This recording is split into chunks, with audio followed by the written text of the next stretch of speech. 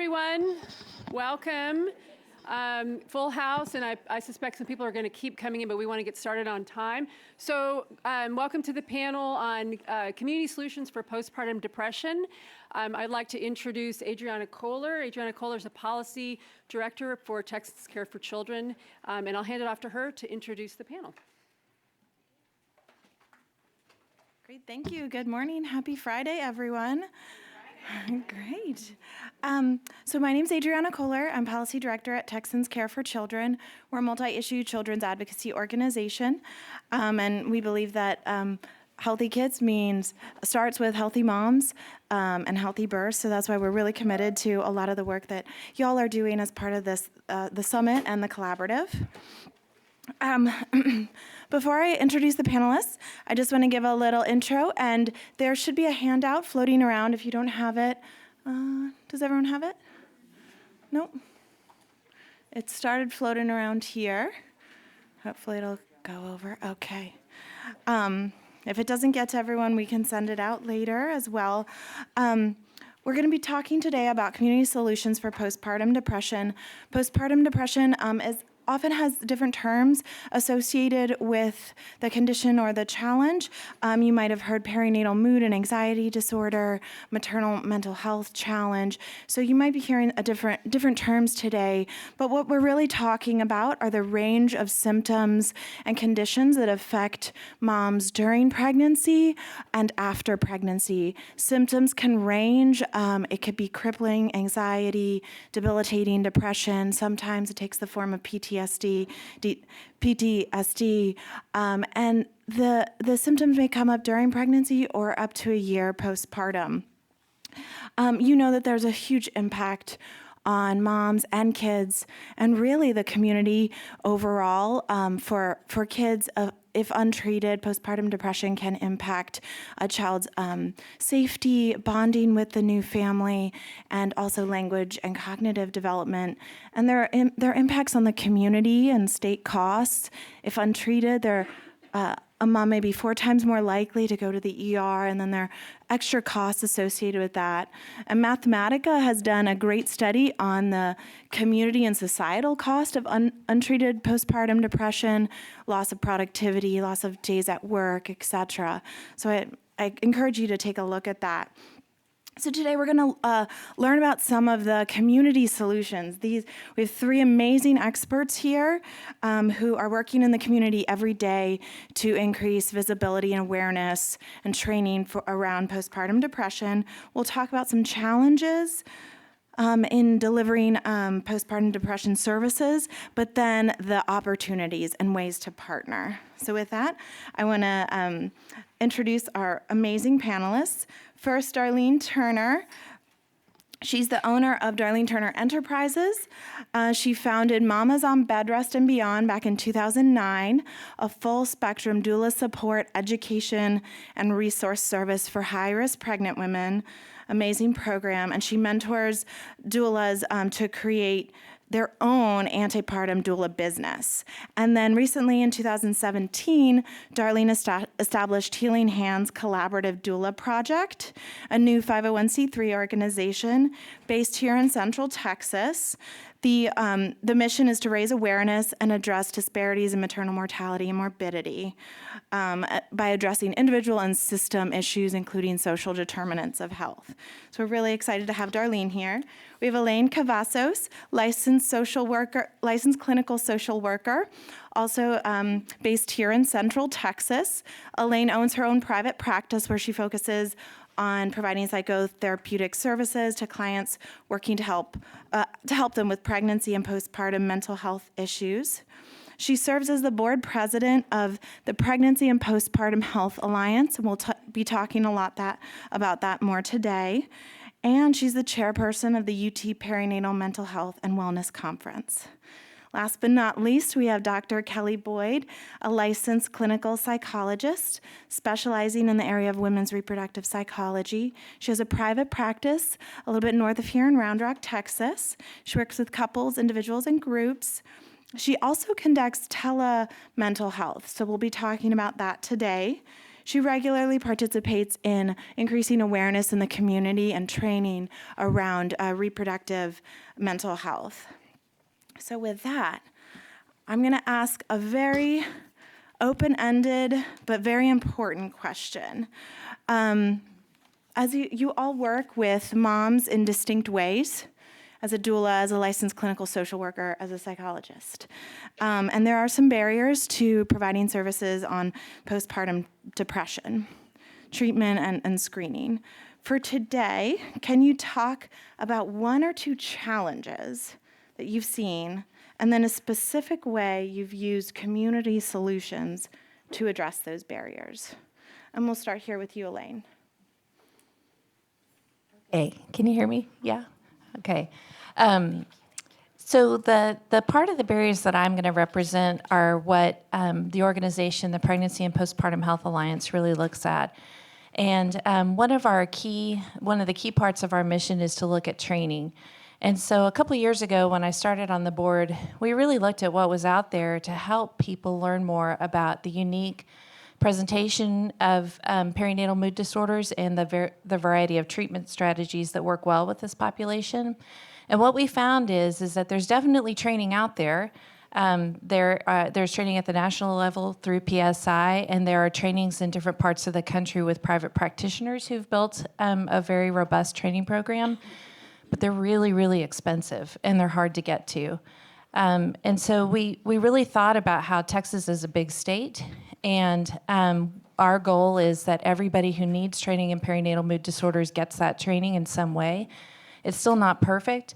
A big barrier is that it's a big state. We can't reach all the rural communities. People in rural settings can't always come into Austin, Dallas, or Houston for one of the larger perinatal trainings. And that poses a difficulty. So we know that women who maybe have to access resources through their local mental health authority and their local community may be seeing a practitioner who really doesn't have a lot of familiarity with perinatal mood disorders. And I still hear this in my practice, and I'm sure these two ladies can attest to this as well, that women come in having been told by a provider that they've seen in the community that maybe they would feel better if they just took a break, or maybe they would feel better if they put some makeup on. I've heard those things mentioned. And that's really hard to hear from our perspective because, first of all, it dismisses the seriousness of what they're experiencing, and it also reflects that they don't have the training that they need to be serving the women that they're seeing in their practice.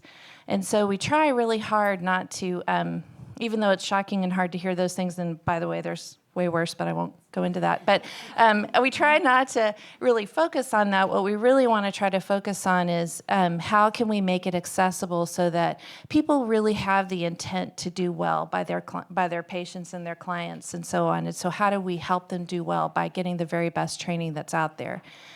So PPHA has been working with the University of Texas to put out the statewide perinatal conference, and one of the goals of that conference is to keep it affordable so that those communities that really need to get this training can do so without breaking the bank and get that foundational training. Another big issue, of course, and this is something else that we've started to tackle is, again, this is something I hear from women all the time. In fact, I just heard it yesterday. I was told by my OB that I needed to find a therapist. I've called 10 therapists in Austin, and the door has been shut every time. The reason for that is because, even though we have a lot of therapists in Austin, not all therapists are perinatal trained, and so they're looking specifically for a perinatal trained therapist. And a lot of us, our caseloads are full because we're seeing a lot of these women in practice. Another one is insurance. Even women with private insurance will call a therapist only to find out that they don't take that insurance, or that they have a high deductible plan they can't afford to pay to go to that therapist, even though they do have private insurance. There are, of course, the issue with Medicaid, the fact that they age out of Medicaid at 60 days postpartum. That's not enough. And in fact, postpartum mood disorders tend to peak after that 60-day period of time. Sometimes people aren't even diagnosed until after that 60-day period of time. And so it's very difficult for them to get in. On the provider side of things, which is where I am, I will tell you that it's very difficult to be a Medicaid provider, or at least it has been from my perspective. I actually had been taking Medicaid and then hadn't been getting Medicaid clients in the office, and so received a letter from Medicaid that since I hadn't seen anybody on Medicaid for a couple of years, they were deactivating my Medicaid status. So that kind of thing makes it really difficult for providers to keep on top of it and to be able to keep their Medicaid coverage active. For my personal views on that is I would rather try to work with a woman who has Medicaid on getting her in as a sliding scale or even pro bono than try to navigate that very, very complicated system on both sides for us. So PBHA took a look at all these issues, and one of the things that we tried to do was to create a provider directory, which we have. This is, of course, a local resource, but I think this is a model that could be easily replicated across the state, where women can go to that site, they can put in their insurance, and any therapist who takes their insurance will pop up. It's got a map. If they live in South Austin, it'll show all the therapists that are in South Austin. If they have Medicaid, it'll show the Medicaid providers, although I will tell you we are woefully low on those on our provider directory. If they need a social worker or a therapist who is bilingual, it will tell them that as well. This is a very good way, we think, of organizing to be able to help moms feel like that when they get told by their provider they need to find a therapist, that they're going to a list that they know is a curated, vetted therapist of people who have been trained, a list of people who have been trained in perinatal mood disorders. So it's one step in that process. On a national level, there's the Postpartum Support International Directory that helps to have women can go to that, they can help find the therapists in their local communities. This covers the rest of the state, hopefully. And there are PSI coordinators, which are people that you can actually talk to in the state who maybe cover your area. There's at least 2 in Dallas. There's 2 in Austin. I think there's 2 in Houston. There might be 3. And then there are some that are positioned that cover a couple of rural areas. And families can talk directly to those PSI coordinators to try to help get services to them. It's not a perfect system, but it is better than what we've had in the past. And again, I think if we take a harder look at this, having a provider directory like this for the state is not hopefully a terribly expensive thing to do. It would be really nice to be able to direct families to something like what we have statewide. The other thing that we did is we organized the therapists in town. So we have a consultation group that meets where we bring all the therapists who are doing this work together to talk about what we're seeing in the community. So in fact, we were just talking before everybody came in today that we expect that our client population is going to start really talking about the coronavirus. And so how can we as therapists support them?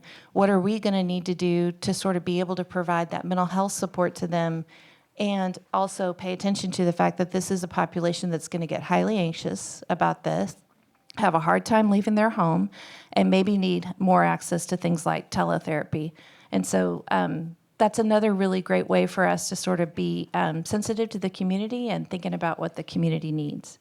I think I'm going to stop there because I don't want to eat up everybody else's time and hand it over to Darline. Ready?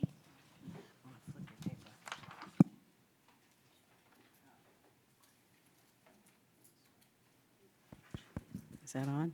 Is that on? Okay. Taking a deep breath. I'm a little nervous. Hello, and thank everybody for coming. I just want to say at the offset, I am very pro-doula, so you're going to hear a whole lot about doulas today. I feel like the concept of the community-based doula is underutilized. I think a lot of people don't understand what it is, so I'm going to give a little brief overview on it today for those of you who are doulas. I see some of my peeps out here, so you already know.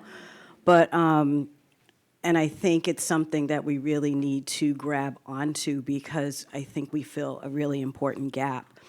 A community-based doula is a woman, I say woman, I guess it could be a guy, but a woman from the community who undergoes specific training to support childbearing women. And that is through pregnancy, labor and delivery, and into the postpartum.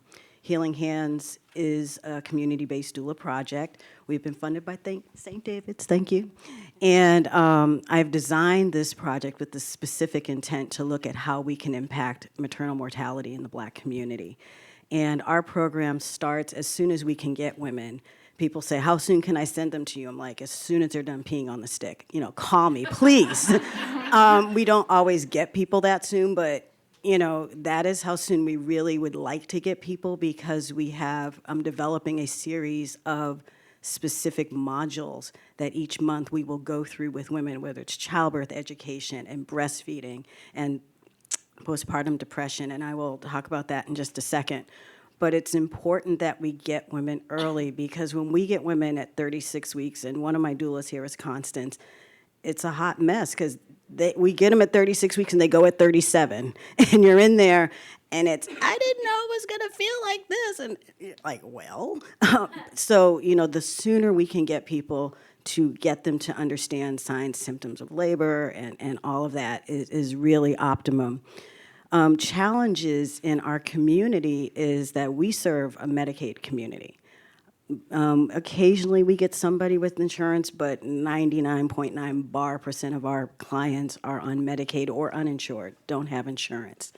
And they're women of color and have limited resources. And that in and of itself is cause for depression, where we see depression 1 in 7 in childbearing women, and low-income women of color, it can be 1 in 3.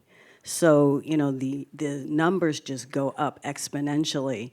Then we have issues of, well, if I say something, if I talk to someone, are they going to take my children? And that is probably the biggest barrier for Black women telling anybody about any sort of, I felt sad, blue, upset, depressed, whatever, because, and I just saw this 2 weeks ago and was blown away. I mean, I went to the ER with one of my moms. She was thinking she was in preterm labor. I'm waiting for them to check her cervix, and they're going through her mental health history. And I'm like, And, you know, we got so bogged down in that. And then she did get agitated, and they're like, well, you seem very agitated. And I was like, I'm agitated. You know, we have to do better. And, you know, when we have these types of instances, it just further pushes things apart. And then women end up not getting the services that they need. You know, a lot of things are going on with social determinants of health. You know, women are struggling with housing, with transportation, with childcare. They have other small children. They're trying to get to doctor's appointments and things, and it's overwhelming. And so we're really trying to fill these gaps. And as community-based doulas, not only are we dealing with the pregnancy itself, and are you eating well, are you drinking enough water, and doing your prenatal exercising, et cetera, is, you know, how are you doing with your housing? You know, is this still okay? You know, how are you dealing with the dad? Is he still okay? Are you guys okay? Are you going to be together? Are you going to raise a child together, not raise a child together? And there are so many questions that come in that many times women don't want to talk to a lot of people about, and it takes time to develop this relationship so that they will talk about what they need, so then we can at least assess what do women need and who can we get them to, and how do we get them to the proper person, then how are we going to pay for it? Do they take Medicaid and all these other things?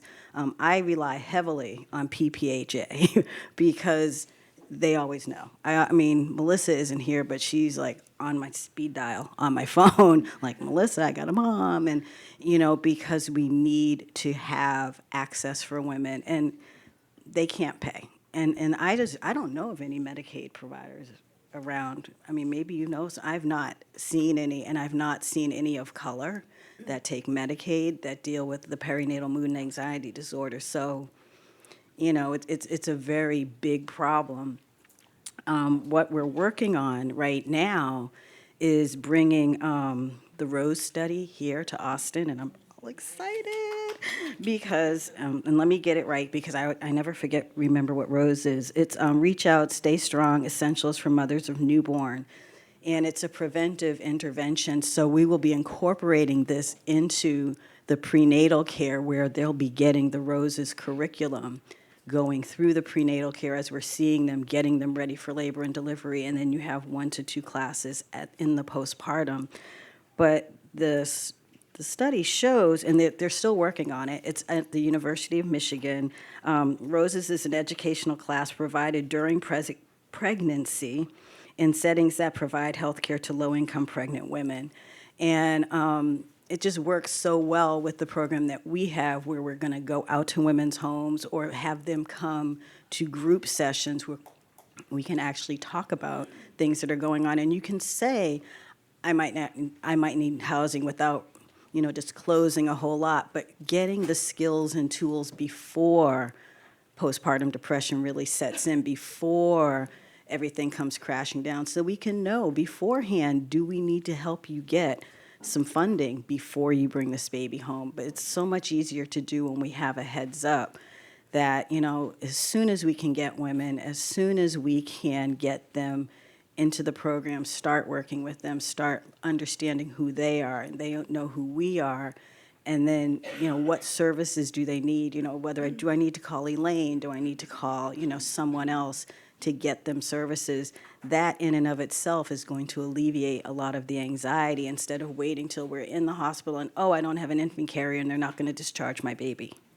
We can be on the top end of that, because most Medicaids will provide a car seat, and we need to make sure women know that. So it's getting women in early, finding and knowing those providers, but it's also really being engaged with the community, because we're on the ground. We kind of know where things are, and we can kind of pivot. I can go to MyOp and ask them for something, but it's really engaging the community. So I want to encourage other people, because this is Austin. I don't know what's in Houston or San Antonio or wherever, but to, tuck in with your community, because your community-based doulas will probably know where there are pockets of resources or have things that you may not have thought about.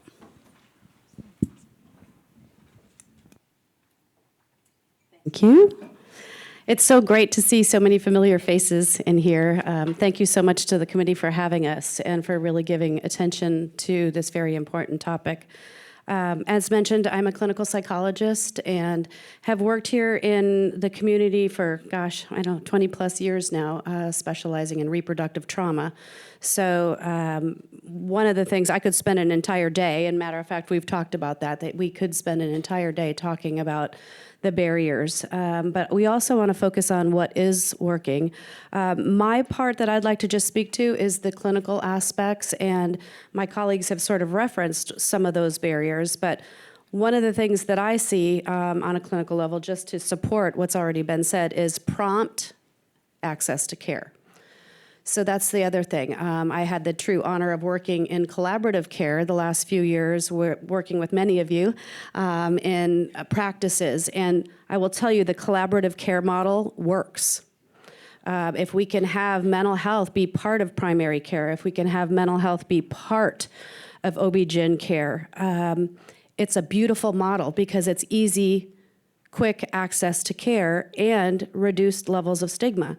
Many women and families will go and talk to their OB or their nurse practitioners, their doulas, about how they're feeling, but then the question becomes, where do we send them and how do they get there and get these women and families as prompt treatment as we can get? So without repeating some of those, the barriers, I would just like to really talk about the importance of continuing to push for collaborative care models. And because we know it works. The other thing that I have recently started doing, as well as a number of our other providers on the PPHA panel, is telemental health. That can be done over the telephone, and it could also be done via video. What I do, and many of us do, is initial consults that are video access, so that we can assess affect, sort of lay eyes on these moms and families. And I say families because I do assessments with moms, but I also do it with partners and family members, so we can sort of get everyone educated at the same time. Now, obviously, many women just want to talk alone first, but I always invite the collaboration of all of the treatment team and the family members to be part of those sessions. So telehealth is wonderful, and especially for some of what Elaine addressed with, I think, some of our moms that are highly anxious about driving with their infants. Distance, access to, getting places. A number of our moms in Waco and some of our outlying communities, don't have a whole lot of services in some of our outlying areas. So telehealth is allowing women quick, efficient, highly trained care. It also reduces the fear a lot of women have about going to support groups or going to a psychologist or a mental health professional. If they can sort of remain anonymous and have that very private setting, they don't have to access childcare. So it's really been highly effective. It is covered under some insurance plans, not all, but it is being done. So I wanted just to say that telehealth is a new opportunity that many of our families can access. Therapist-assisted internet cognitive behavioral therapy. I don't know, it's sort of a long list of initials, but there is some research and some beautiful work that's being done with cognitive behavioral therapy, internet-based. So therapists, many of us, are doing CBT as a treatment intervention. I also want to say that we've seen tremendous efficacy with CBT support groups. There is a number of studies that are really looking at cognitive behavioral therapy, as well as IPT, which is interpersonal psychotherapy. Dr. Michael O'Hara has done numerous studies on the effectiveness of IPT therapy for postpartum women, which is really looking at interpersonal relationships and is a very structured, specific type of therapy that's highly effective with postpartum women and families. We also have support groups. So I have had, again, the true honor and joy. I love educating and I love doing support groups because one of the things that many of us have seen is this feeling of, am I the only one going through this? That it really helps with decreasing that feeling of being alone, not knowing what end is up when you're a new mom. And even I have a number of moms who are, moms of 2, 3, 4. Support groups really help decrease isolation. It also is a tremendous avenue for psychoeducation. I do a little bit of CBT, but because my models are support group models versus therapy group models, I mostly focus on the educational pieces and reassurance for moms.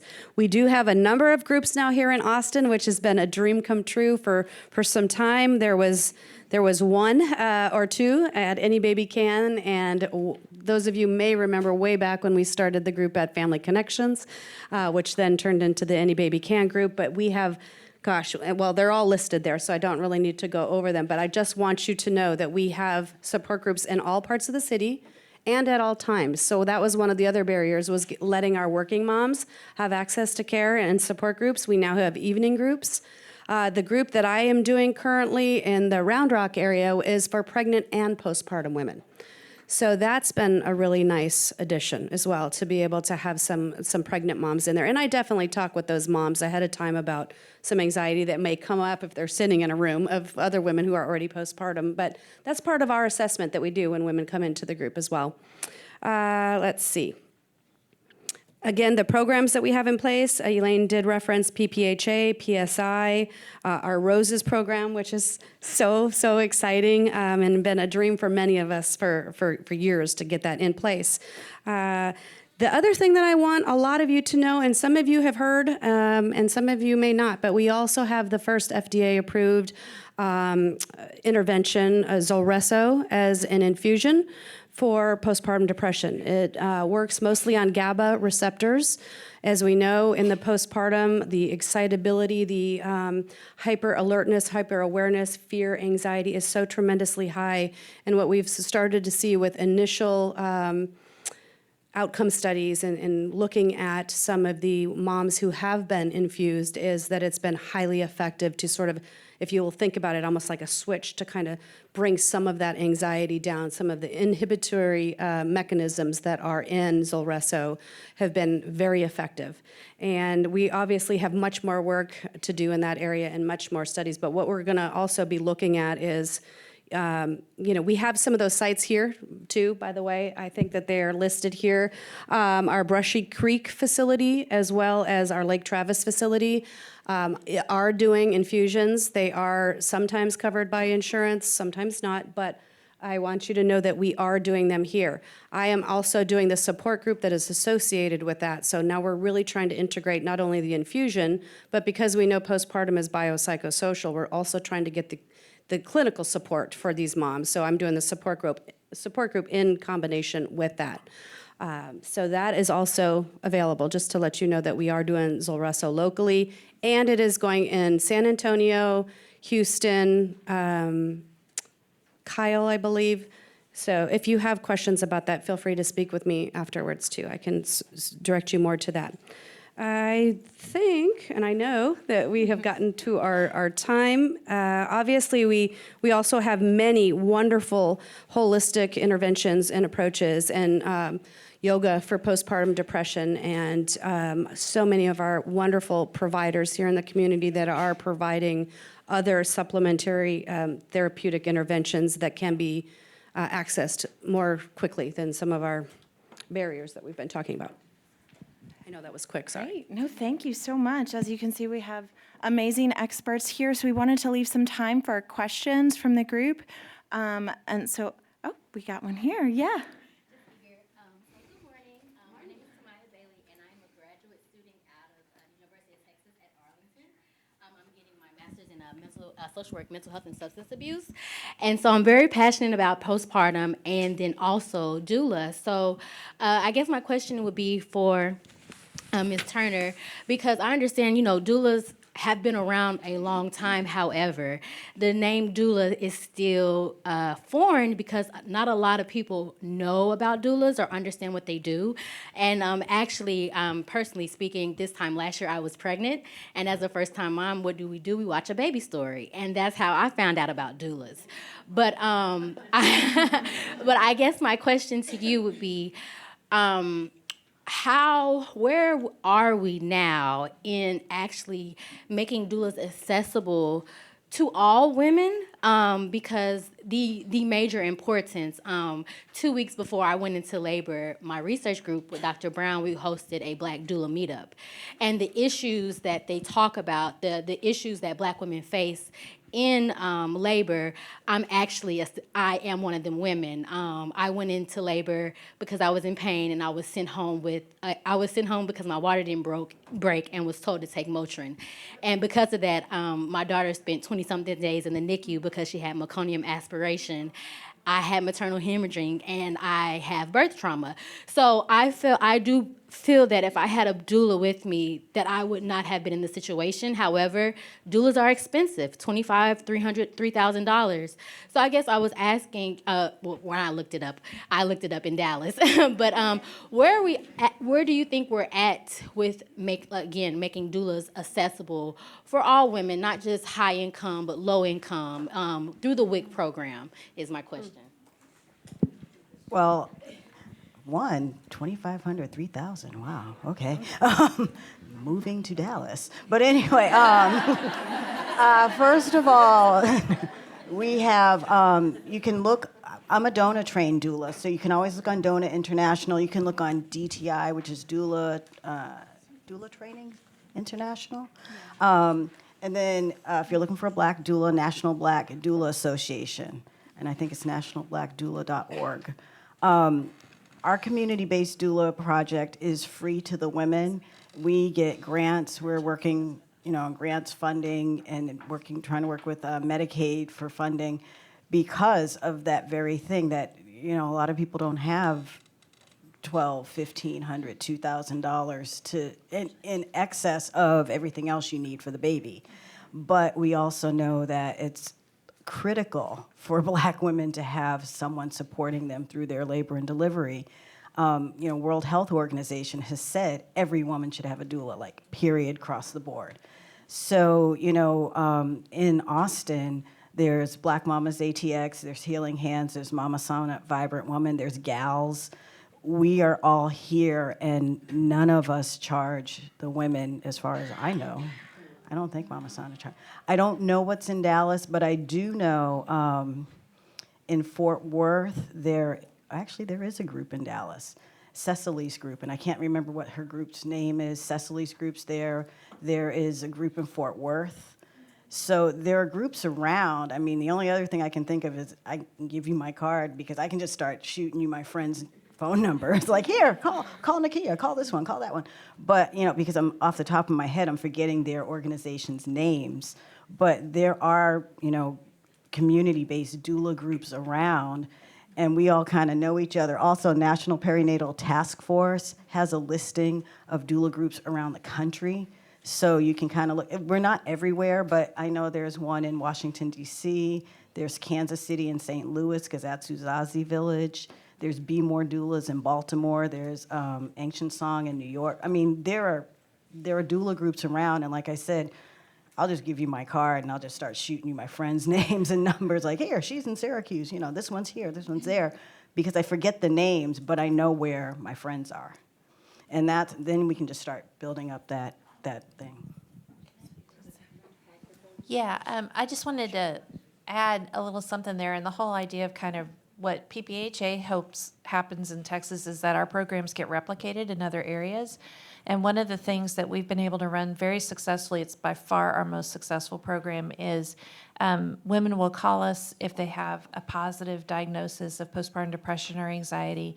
And we try to run them through our programs. Most of the time they qualify for our doula program, which is 20 hours of postpartum doula care at no cost to them.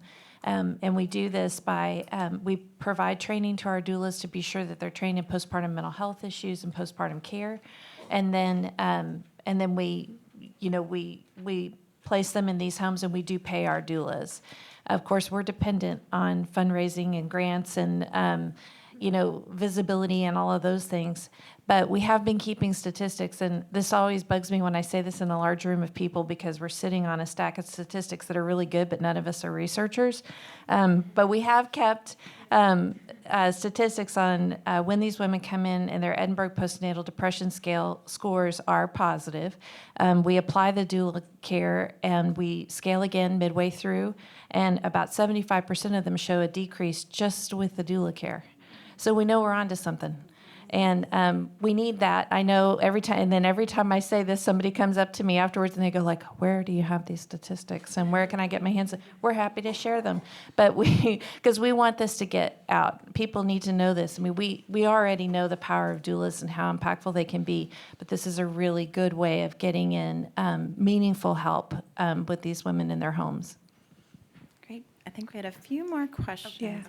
Okay. Hi, my name is Melinda Lopez. I'm an OBGYN here in Austin, Texas.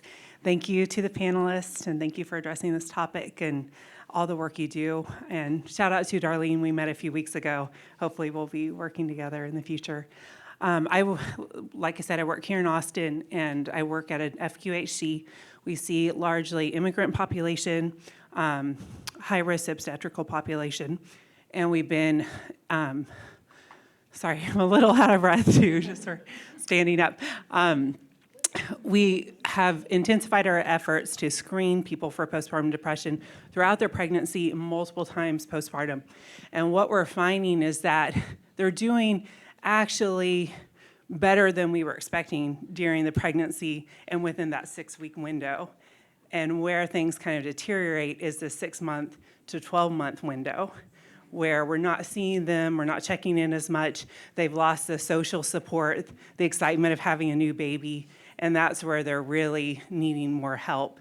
And I'm just wondering if you guys are aware of any best practices around reaching out to people at that stage. And then the other thing was just a comment. We've been working with something called the Periscope Project, which I'm sure most of you are familiar with. It's out of Wisconsin, and they have telehealth psychiatrists available that we can just contact at any time during the day and run a question by if we have questions about starting medication, or it's somebody who's a little bit more complicated with their psychiatric diagnoses, and a standard OB or nurse practitioner wouldn't feel as comfortable starting medication or adding medication or tweaking the dosages. And we've had great results. I've really encouraged all of our providers to access that. And just anecdotally, they're getting calls back within a few minutes from the psychiatrist, working them through a plan, having a follow-up phone call scheduled, and it's been a great thing. Thank you. Fantastic. Great. Yes.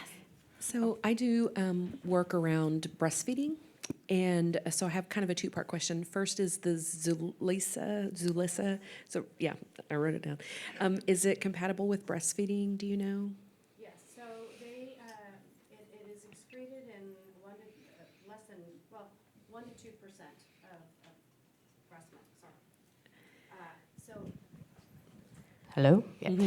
Yes, so they are continuing to look at that, and again, I wouldn't be the best person to ask about the mechanisms with that, but from the study and some of the consultation that I have done with them is that it is very small amounts secreted in breast milk. Perfect. The second question I have is really for any of you. I've been looking at some work out of the UK with Dr. Amy Brown, who looks at postpartum depression and birth traumas, and she sort of is now speaking also about loss of breastfeeding experience. Are your moms, the moms that you all are seeing, are they talking about that, their loss of opportunity to breastfeed, or if something changes, or, I mean, I feel like it's almost equivalent to birth loss and, birth experience and the traumas there, but are moms talking about that with you all too? I can say as a clinician, absolutely. Breastfeeding is a big part of the trauma for many of them. And that goes both ways. If it's going well and they have to stop, or if they want to stop and feel pressure that they can't because they're not doing the best for their baby. So I've actually processed it with women on both sides of that, where it doesn't go as planned, but also that their experience hasn't gone as planned, and being able to support them in best decision for the entire family system and for the relationship, not just, sort of that idea of what they should be doing. Right. So we try to encourage it, but we also try to, so I really work on supporting what's going to be in the best interest of the entire family system with that. Yeah. I don't know if anybody wants to comment more on that. Part of the problem with my population is so many of them have to go back to work so early. Of course. We're barely making the 6-week mark. Sometime the 2-day mark. And yeah, I mean, sometimes we're barely getting them out of the hospital. Oh, yeah. So I haven't had as many women, and again, how it presents, like say specifically, I'm upset because I can't breastfeed. Right. It kind of comes out as I'm upset as things aren't going the way I want, and then you got to kind of tease through. Sure. We just in general, we have to do better with our breastfeeding practices here. So many of the women I work with work at low-paying hourly jobs. I mean, you're not going to want to breastfeed in Whataburger. I mean, and where are you gonna pump? Where are you gonna store it? How are you gonna wash everything in this public bathroom? I mean, there are just barriers for women, and a lot of the women I work with, once they go back to work, they just stop, and out comes the formula, and it's frustrating because even women who had like great supply, they were going gangbusters, everything was good, they try for a little bit, and it's just so difficult to have to bring the bag of stuff with the pump, and that they just stop. So I haven't heard necessarily that is a cause of depression. I've just heard that they're frustrated that it happened. And I'll have to think more as they're saying it and how they're saying it, but that is definitely a frustration that I've heard. Yeah. Great, thank you. If it's okay, I just want to go back because I think we didn't actually answer Melinda's question, and what she's bringing up is really, really important. And we had it in our notes to be sure to say how many of you are screening in the practice that you're working in right now for postnatal depression. Okay, so we're seeing a lot more of that across the state, and we are so happy to see that happen. Of course, it links back to the barriers I talked about before, and that we've all touched on a little bit about. If you're going to screen, we got to screen responsibly. And so one of the things I would say is that, yes, it's a problem because at 6 months, probably the only person interacting with that parent is the pediatrician. And so our focused attention has been so long on the OB practices, and I think it still belongs there. But we also have to incorporate the well-child visits after that and make sure that we're still looking at this 6 months down the road.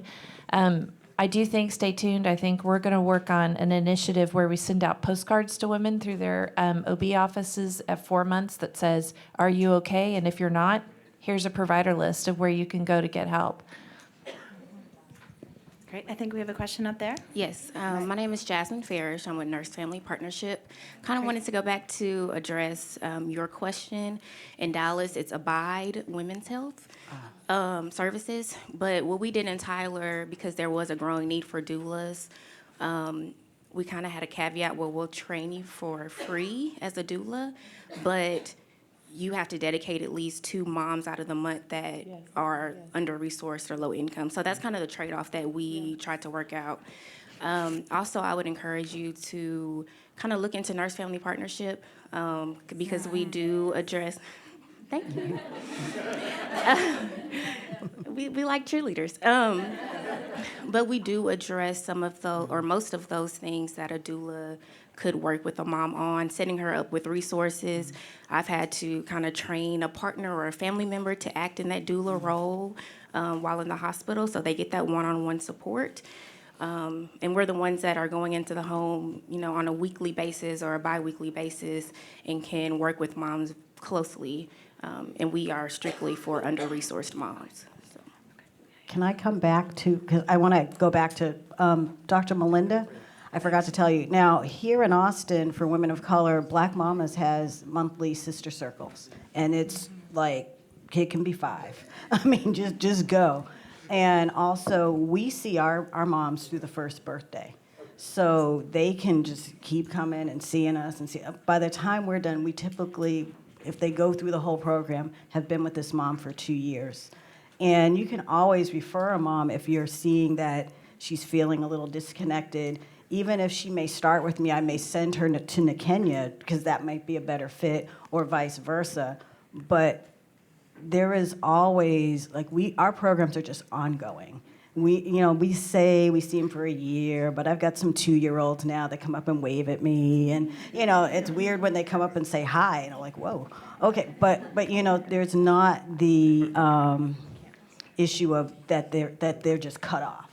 So know that as well. Through the first year, exactly, and at a year. So that's another. I'll be very brief. I'm sitting with a lot of discomfort right now. And so this is more of like a reflection that I hope we can all take with us and figure it out and then talk about it in the next year's summit. And it is that I like getting paid for doing what I love to do. And I want doulas to get paid for what they love to do, right? And I also understand that this is starting to turn into the commodification of community. There are things that I am responsible for as a member of a community that I will never get paid to do, but it is my responsibility as a member of a community to do it, period. And there are a lot of things about the pregnancy event and postpartum and that is about community that we'll never be able to figure out how we're going to reimburse for that or how we're going to get healthcare payers for that. I would fight to liberate some funding from the healthcare system to pay for those things. But until that happens, I am struggling with a discussion that ends up looking like we're going to pay for building a community. We have to figure out other ways in which people can have a living and be in community. I'm struggling with that. I don't know what to do with it. Thank you. Neither do we. Yeah. Thank you so much. Really fantastic questions. I think our panelists can stay a little bit if you have additional questions, and I want to let you go to the next panel. Thank you. Thank you. We are going to delay the next session till 11:35, so it says on here 11:30, just to give our speakers time to change. Huh?